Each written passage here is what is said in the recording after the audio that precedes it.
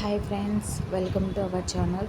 ఈరోజు టాపిక్ వచ్చేసి polity important bits తెలుసుకుందాము. ఆల్ కాంపిటేటివ్ ఎగ్జామ్స్కి యూజ్ అయ్యే విధంగా వీడియోని స్కిప్ చేయకుండా ఎండ్ వరకు చూడండి.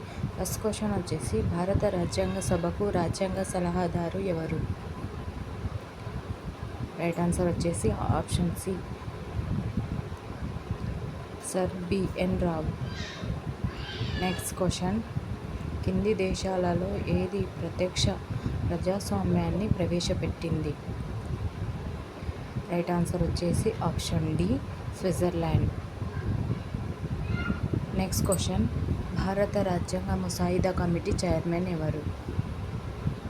రైట్ ఆన్సర్ వచ్చేసి option D, doctor BR Ambedkar. Next question, భారత రాజ్యాంగ పరిషత్ అధ్యక్షులు ఎవరు?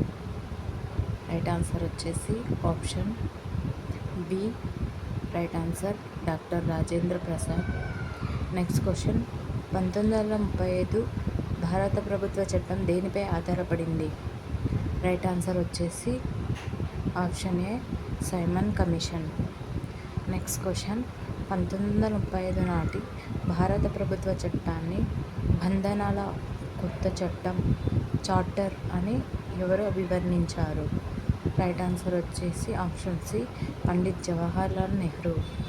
నెక్స్ట్ క్వశ్చన్, చట్టపరమైన ఏ అంశంపై అయినా భారత సర్వోన్నత న్యాయస్థానం యొక్క సలహా అభిప్రాయాన్ని కోరే హక్కు ఎవరికి ఉంది? రైట్ ఆన్సర్ వచ్చేసి ఆప్షన్ బి, రాష్ట్రపతి.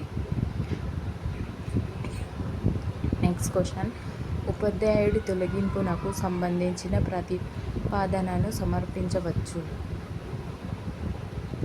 రైట్ ఆన్సర్ వచ్చేసి option B, Rajya Sabha.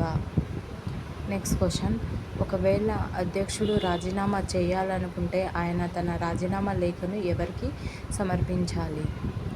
Right answer వచ్చేసి ఆప్షన్